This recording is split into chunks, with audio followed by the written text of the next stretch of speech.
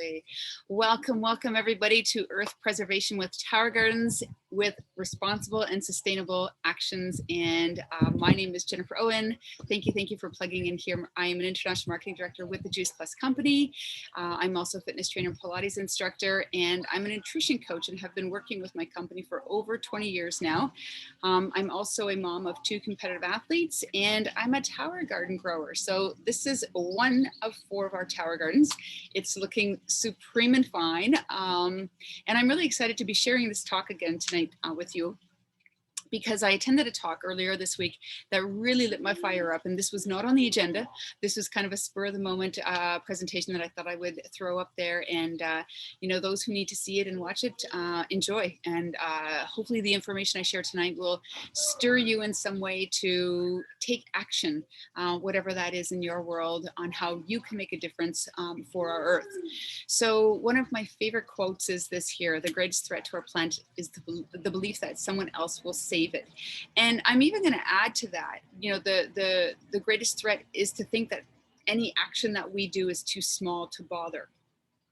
So as I'm sharing tonight about my journey into awakening to trying to give our Earth a rest, using the tower gardens as the tool, I've learned a lot. And you know, the tower garden is the tool that we use in our family. But if it is, you know, a wooden box that you use in the summertime to grow food for you and your family, or if it is a planter box that you put in the windowsill, or if it is a little arrow garden that you get from Winners, I honestly don't really care. My goal is really just to, you know, encourage and inspire people to put a seed, plant a seed somehow, some way, and enjoy the process and the journey of growing food. So let's dive in. Okay, the goal is to create a new energy source that isn't the type that will harm, but rather fuel life on Earth in a way that promotes health and equality for all, especially our Earth. This is it right here, okay? This is what my whole presentation is about: Earth preservation through tower gardening, okay? Listen, the trees are the lungs of our Earth. They pull in the things that are not good for us humans, and they store it in deep in the Earth and protect us in doing this. And so when we, you know, continue to take from our Earth, and I'm going to dive into this in a few minutes, we are literally taking away the tools our Earth needs in order to protect us human beings. So let me dive in and explain. Okay, so here's the thing. I love Earth. Earth is like the coolest place to live. And, you know, if you're geeky and nerdy and you love this kind of stuff, this is not news to you at all. But maybe you're like, oh, I've never really thought about these things. Okay, so three cool things. There's like so many, but like 3 cool things that I think about the Earth are the deepest part of the ocean. If you've not heard about Mariana Trench, it runs several hundred kilometers and is on the southwestern part of the Pacific Ocean. It is like so deep that you could take the Mount Everest and you could plunk it right at the very bottom, and you would still have over 2,000 meters that is below sea level. That is how deep Marianas Trench is, okay? And why this is important is because it should be pristine, right? Because like humans can't really go there. I think there was one scientist who actually went down there, and unfortunately he found a bag, like a plastic bag floating at the bottom of Mariana Trench. And this is important to know because it kind of says that there's no real pristine place on Earth, that we humans have brought our, you know, impact to every nook and cranny of our world. And so when we know this, then we think, oh gosh, okay, so how could we pull back as humans so that we're not destroying, you know, pristine places like this on Earth? Another cool thing: largest living structure on Earth is the Great Barrier Reef. This stretches over 1,400 miles over an area of over 133 square miles. Okay, basically it is the largest coral reef system in the world, and you can see this from space. Again, like coral reefs, dive into that. If you're homeschooling or if you are a teacher, these are cool things to talk about with your kids and students, because you know, when we know, then we can do something about it, right? And I mean, when you talk about these subjects with your kids, it's like they're curious. It's really exciting to, you know, if you think I'm excited as a 50-year-old woman diving into all these, you know, nooks and crannies of the Earth, talk to a child about it, because they're like, wow, and it's fascinating. And last but not least, on this PowerPoint, Earth It is the only place we humans have to live. It is the third planet from the sun and hosts several million species of living inhabitants, ranging from the bottom of the deepest place in the ocean, so Marianas Trench, all the way, in every forest like the Amazon across our, like, it's incredible, right? So anyways, those are 3 things that I thought were super cool about the Earth that I could add into this presentation for tonight. Okay, let's talk about the impact of industrialization. And that film that I saw, Edible Cities, actually did a really great job of dissecting, this right here. I have another presentation where I dive more into it. It's a little more nerdy and geeky, but I don't want to kind of bore people if that's not their thing. But coal, gas, and technology have had such an impact on human choices and decisions and the way we live today. 3 major things. People move to cities. So, people want the convenience of, fast living. Nobody's really farming anymore. Farmers are, good human beings. And, it used to be, when your, father or grandfather owned a farm, that you would take over, and that's not happening in our world today. And then last but not least, women enter the workforce. And so these 3 points right here detached us from our Earth in really big ways. So 1, our activities have changed, and how they're impacting our Earth have also changed. It's also detached us from our food, so we tend to choose, things that are more convenient, and we don't really think about the long-term effect of that in terms of our health. And again, these are like pivotal pillars that it's impacting in our world today. Fossil fuels. In short, and I don't know if a lot of people really understand fossil fuels and the impact that it has on everything that we have in our world today. Everything is made and comes from fossil fuels in some way. And it's part of the shift that has to change in terms of the way we live in our world. So fossil fuels, in short, it's fuel formed by natural processes such as, decomposed and buried dead organisms. So animals, or, like life matters. It contains organic molecules that release energy into combustion. And I know that we've got Joe on here tonight. He's totally a nerd guy. So I'm speaking his language here. But really the problem with fossil fuels is it's the disposing and handling of this toxic waste. It takes a large toll on our environment. And at the end of the day, with everything, like everything we have is made from fossil fuels. And so why this matters is because we're just using too much too fast and in super high concentrations. So the way we are processing it is actually the thing that's damaging our Earth. It's more than our Earth can actually handle. So the plate is overflowing. That's the problem with fossil fuels. It's actually a natural thing, but because we're just over consuming it, sorry, skip my slides here. There you go. Okay, so understanding the true value of green space. So through our, sorry, I want to get rid of that. Through overconsumption, we're literally removing the very tools the Earth uses to protect itself. So our green space, our forests, our parkland. I mean, remember what I said, that first or second slide tonight was about the lungs, right, of our Earth. It's right here, it's the trees.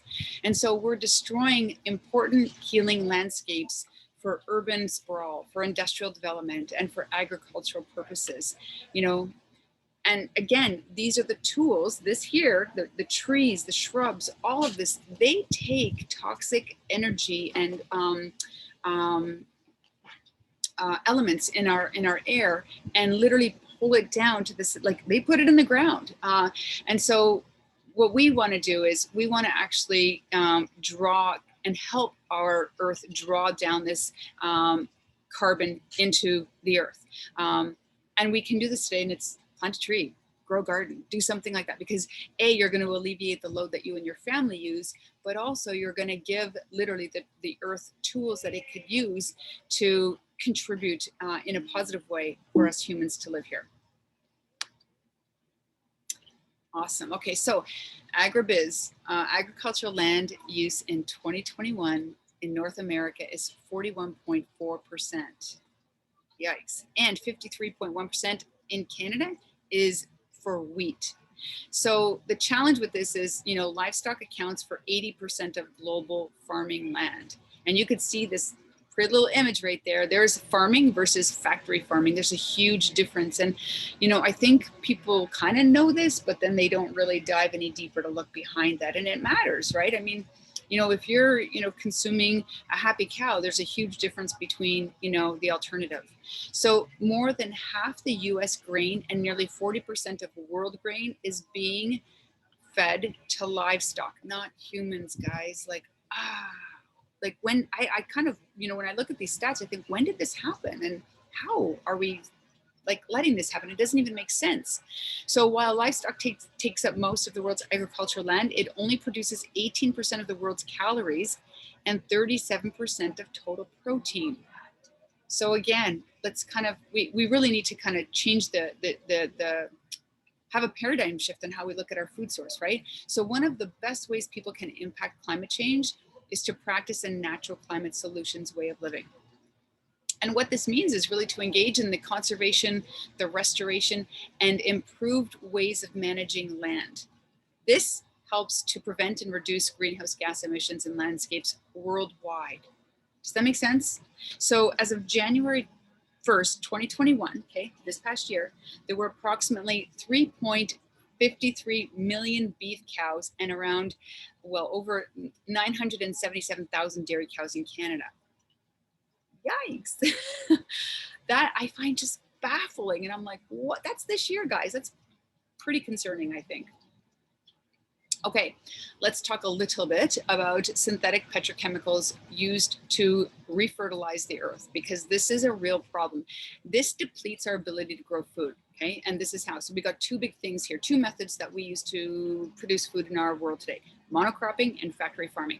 So monocropping is profit-driven, which is dictated by corporations deciding what food it's going to focus on growing at the expense of the soil. So they, you know, what you see on the shelves is either consumers dictating by us buying it. So we're saying, yes, I'm okay with buying, you know, those Cheetos or whatever it is.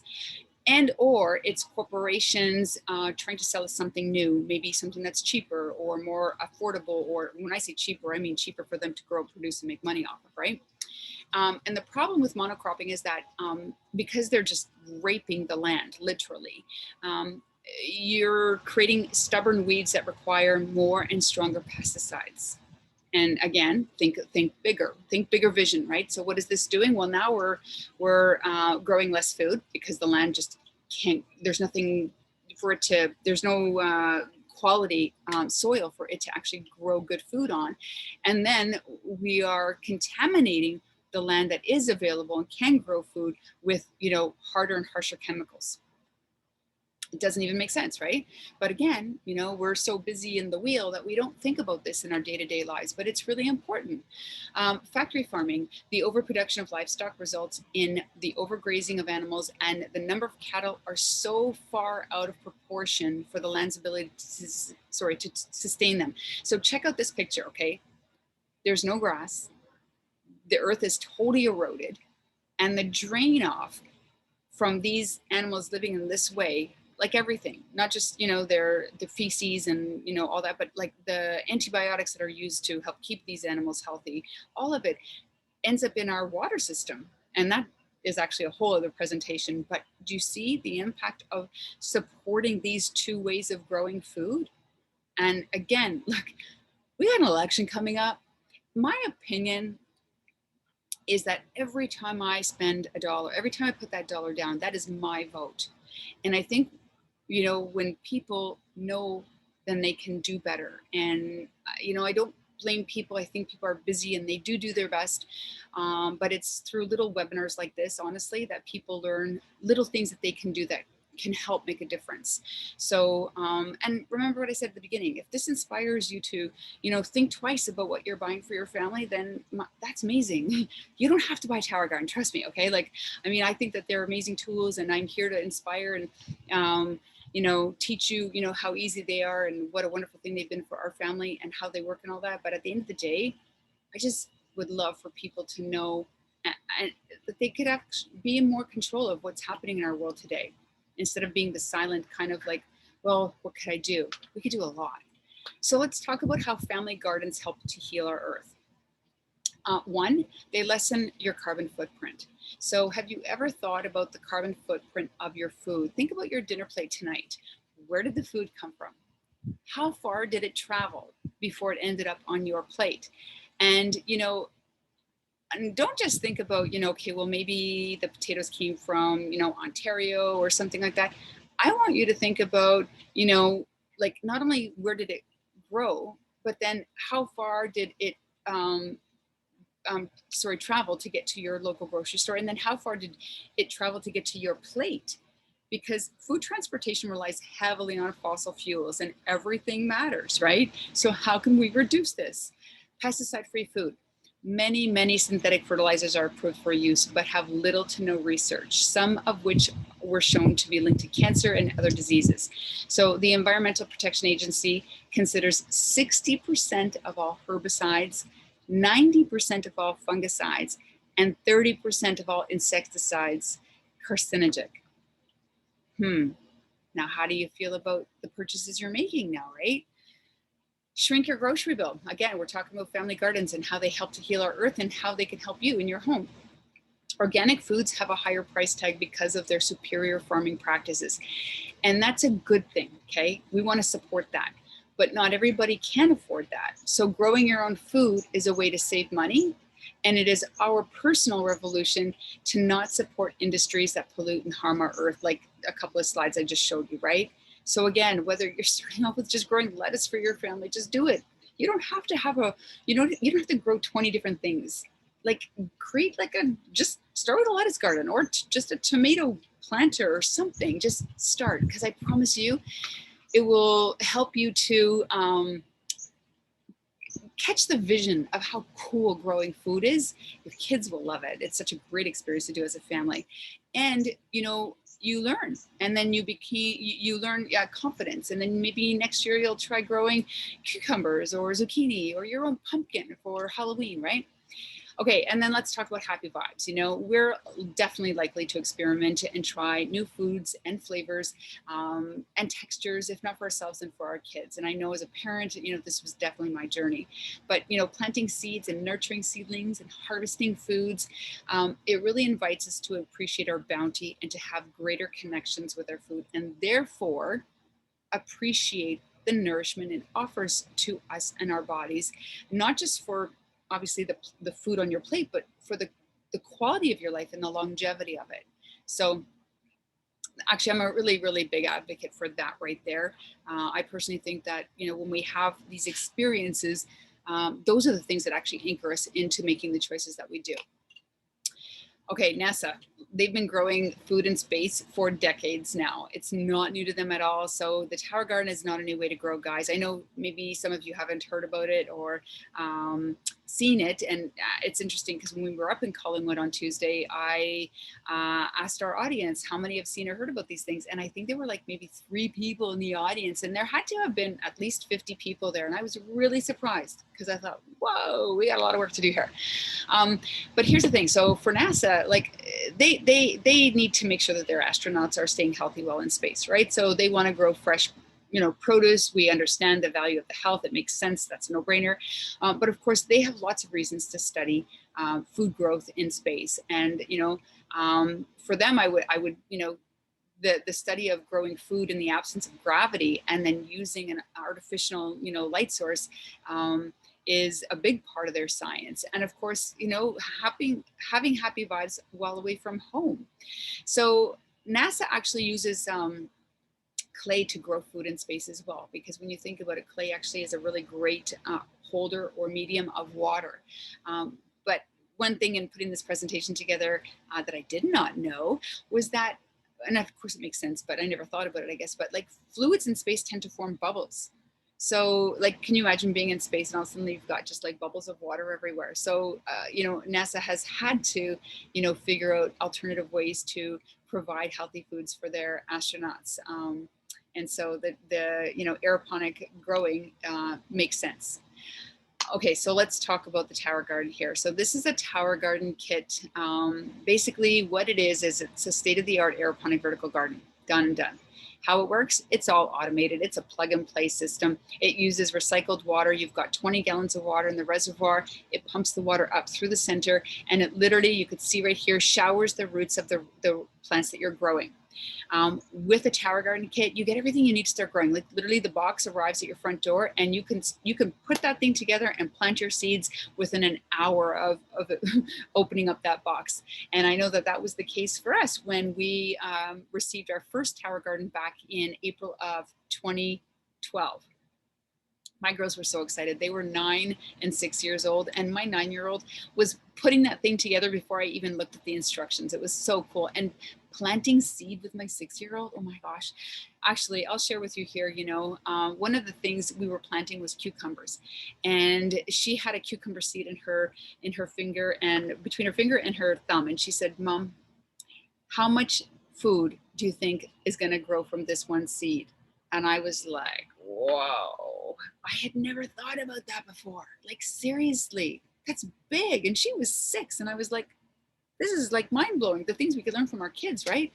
And then who is the tower garden ideal for? Honestly, I really believe everybody. I think it's an amazing tool to grow food, save money, become, you know, a friend of the environment. I mean, it's just endless. So I could go on for all the reasons why, but let's talk about how tower gardens help to heal our earth, because remember, this is what I wanted to focus on this presentation here, okay? Preservation of our earth using tower gardens. It's really, really important. I personally believe when we can grow more food ourselves, and like I said, I don't care if it's just a lettuce box that you're starting with, we are alleviating the load on our earth. It matters and it counts, even if it's just a single lettuce head, guys. I just want you to know that. In fact, I would love to dare everybody watching this right now, go and plant one thing. And maybe you already got a garden, great, yay for you. But if you're somebody who's never, you know, planted anything, or maybe you're like me and you'd never even gardened before, go to the store, buy a pack of lettuce seeds or cucumber seeds and just try. Like that's my goal here tonight. So okay, let's talk about basically how tower gardens really are a great solution to help heal our earth. Number one, we are maximizing fresh food benefits. I mean, the tower garden grows 33% faster than traditional gardening. Right there makes sense. You grow greater appreciation for the foods that you're growing. I mean, we're growing this, like, you know, I know from seed, right? So we watched it sprout and all that.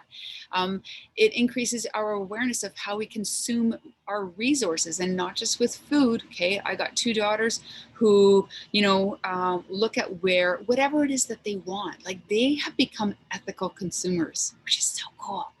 We live in a consumer hungry society, and if we can help one person become more mindful of what they're buying, where it was made, who made it, what is backing that item, that's a step in the right direction. And of course, it's an active approach to helping our earth. When we tower garden, it literally is, we're growing up. This is a 4x4 growing space behind me. I keep pointing behind me to my tower garden, but this tower garden is a 4x4 growing space. We're growing vertically. I've got 24 plants growing there. If I tried to do that in my backyard here, I would take up pretty much my backyard, like that whole corner that I have over here. And I didn't want to do that for lots of reasons, but I love growing up because I get to pull this thing inside and grow in the winter too. Okay, let's talk about reduced agricultural need. Again, you know, anytime we can reduce the load that we are burdening, quote unquote, our earth by the foods we grow and waste, by the way. I think it's like 77% of the lettuce grown in North America is actually thrown in the garbage. Like, that should hurt. Like, when I learned that stat, I was like, that's wrong, like wrong. That's why I say, if all you grow is lettuce, it's an amazing thing. Okay, 7.9 billion people live on Earth today. So what if we all grew our own head of lettuce? Don't you think that would have a huge impact? Less monocropping and industrial farming. I showed you the slides. I don't even need to say anymore. Anytime we could reduce that load is a good thing. And less petrochemicals and pesticides that are used in growing with the monocropping and industrial farming methods. And then number 3, supports Earth for healing. So again, I know we own 4 tower gardens. Okay. I've got another one growing over there. I've got another one that's on the show. So here's the thing. When we grow in this way, I know that I am helping to reduce the load. I have a flower garden over in the corner of my yard. It's not a very big corner at all. But can I tell you the water it takes to take care of that? And what I'm very aware of when I water my garden is the runoff. Like it bothers me, right? Because it's not like you put water and it just stays there. It actually is running off, which is why we have to water that, pot of flowers a little bit more, because, it's that water drains and goes somewhere else. We would be really great if I could say, okay, just stay with this plant here, but it doesn't. So that's a big problem with earth gardening, actually, is the water usage on that. When we grow our own food and the tower gardens, it really helps to reduce the food packaging, aka less garbage. So, this isn't something we do just in the summertime. We grow year round. So I'm not buying lettuce during the winter months. That's less packaging. I'm not buying, cucumbers. My gosh, have you seen cucumbers? Each cucumber is wrapped and then wrapped again in plastic in 3s. How did we get here? Why are we wrapping cauliflower? It has its own natural protector, right?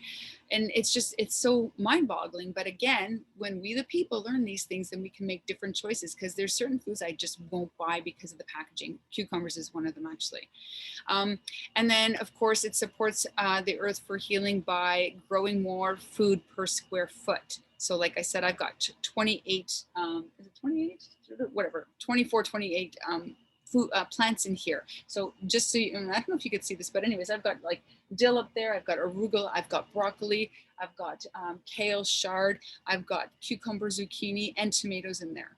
Like just there. That's amazing, right? Okay, last point, simple and affordable. So it's greater nutritional value and food security. Look, COVID hit, a year and a half ago. Everybody was freaking out over toilet paper and food. I think that was the first time in my lifetime that I actually went to the store and saw empty food shelves, which was a little disturbing. But it was really calming to know that we have food growing in our home. We have a collection of seeds, so we don't run out of food here.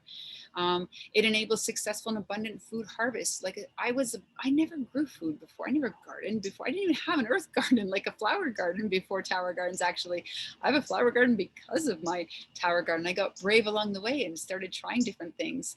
And now I love my flower garden. Actually, there's one behind this tower garden over here, and I'm so proud of it because I never did this before. And I love seeing the bumblebees come and the butterflies and the hummingbirds and those beautiful little gifts that we need to support. We need to think that or not think, but remember, we're not the only beings on this earth. And I think when we garden and grow food, we see that, right?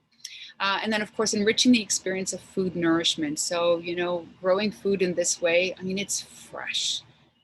There's nothing like vine ripened tomatoes and cucumbers. I've got like a massive zucchini there, and I'm going to make a spiralized Thai peanut sauce. And it's all raw and it's all beautiful and it's all colorful with beets. It's delicious. But this is it, right? We get to, enjoy what food, like fresh food, tastes like. And there's no chemicals on this. This is like beautiful, clean, fresh food, vine ripened. I can't get that at the store. And to be honest, like I don't want it, I've become probably a bit of a lettuce snob in tower gardening. Okay, let's talk about the 2 units. So we've got the flex unit and the home unit. So the flex unit is what you see behind me here. It's an indoor and outdoor unit. It has 16 pods. You can add the extension, which gives you 8 extra pods. So there you go. So that's a 24 unit behind me. It has a programmable timer. Your options are the lights, the cage, the wheels, the extension. So what I have behind me is the cage, the extension. That's it. Oh, yeah, and there, I don't even have wheels on that. It takes up a 4x4 space. Then we have our home unit. So again, this is indoor and outdoor as well. There's 16 pods and then 16 microgreens, which are really great for like your mustards, your kales, you know, your herbs. You've got a water level monitor, which is just really just a fancy little thing, but you know, not really a big deal, I don't think. Again, that's all programmable, and your wheels are attached on the Tower Garden home, which is cool. The unit itself is a little bit smaller, so it takes up only a 3x3 space. And you know, we own both units. I love my Flex and I love my home. I'm a very practical person. So my Flex is, I call them my yoga pants, and my home is my little black dress. So one big point to note about the difference between these two units, there is a size difference. And I'll tell you, the home is amazing for condos. Okay, anybody's living in an apartment space or a condo or a smaller space, like seriously, so great. And it's beautiful. Like I think they're both beautiful, but the Tower Garden home is really, it's kind of cute because it's just, you know, that smaller unit. The cage cannot be put on the home. And if you are a practical person like myself who wants to grow as much as you possibly can, as abundantly, then the Flex is probably more your unit. So yeah, those are the two biggest difference between those two. And then let's talk about the price point, because everybody wants to know the price. And honestly, I don't beat around the bush on this, okay? Like to me, this is like a money tree. It makes perfect sense in our world today, now more than ever before, actually. So the Flex is, you know, your base unit is $750, your lights are $385, your cage is $100, your extension is $115. The total is $1,350 paid in full, and you can do an interest-free payment plan paying $112 a month. So great, right? Totally affordable. And honestly, if you're spending $25 a week on fresh produce, the Tower Gardens put money back into your pocket. Let's talk about the home. Your base unit is $810. With that, your wheels, your microgreens, your water monitor, they're all attached. So the only additional accessory you need to purchase would be the lights to grow inside. And just so you know, if you plan on growing food inside, you need the lights 100%. Okay, so your total there would be $11.95 paid in full, or $99.58 on that interest-free payment plan. So cool. Right now, you should know we have a membership discount fee completely waived, where basically you open up a partner account and you are getting $187 back on your Flex, or $202 back on your home unit. So it literally, the company is giving you the money back just for having that membership discount. So such a great time to do it. We're going into fall, you know, and by the way, that offer is only until the end of August. So definitely connect with the person who invited you to watch this and have that conversation. Make sure you're signed up before the end of August. After August 31st, 2021, that offer is not there. So, but it's a $52 yearly fee. So if it's not that much, but it's still, you know, you save $52 to get $202 back in your pocket. Okay, so what Tower Gardens have to share about our Tower Gardens is, so Jen J, she is an advanced holistic nutritionist. She's a vegan nutritionist, and I did put that in there intentionally because, you know, we are a Plant Strong family over here, and Jen is such a wealth of information. And the fact that she loves our Tower Gardens and JuicePlus, by the way, and the Tower Gardens are a product of the JuicePlus Company, if you don't know. So I always think that, you know, having Jen on board and advocating for both JuicePlus and Tower Gardens is such a compliment, because, you know, she is somebody who eats plants only. And so, you know, for her to find value in what we're doing over here with our company and the products and the mission is it's an honor actually to work alongside with her. So she says that the quality of her food is better, and that the Tower Garden is the lazy man's easy button on gardening. Yeah. Jen S, she is a plant-based foodie educator, busy mom of 2, and she loves Tower Gardens because it's untouched food. So, you know, I mean, I don't know if you know this, but, you know, when we buy food at the grocery store, it's touched, I think it's like 6 to 10 times before we actually purchase it, which, you know, during a pandemic is kind of gross to think about. And then also she loves Tower Gardens because it's getting more greens into her son's everyday diet. So they're young, they're toddlers, and she's able to, I mean, that's her shard leaf right there. She's a Tower Garden queen. And then Kim G. So I think Kim owns 3 Tower Gardens. She's a busy mom of 5. She's a homeschooling mom, and she lives in the north where variety for food is pretty much nil, and it's the same. So it's definitely not the food choices that she likes in terms of high quality, like kale and chard and your variety of lettuces. So food costs are also an issue for her, as well as fresh food are an issue, just being so far north. So really valid reasons, right? And things to consider. And I just want to share here, because remember, this is the point of this whole talk. When we take away the forest, it is not just the trees that go. So we need to stop taking trees away. We need to stop processing, quote unquote, our land for buildings and highways and roads and development. Because the trees and the green space, we need them. We cannot live without them. Humans cannot live without this. And so, as you know, we got to start advocating for it. We have to start as people of our, you like your community, you like your green space, you want your children to go walk in the forest. We know that walking in nature is such a healing thing. Then we need to stand up and start doing something about it. We can't just hear it and then let it flow off our back. We need to start taking a stance for it. And I just want to share with you, we have a team.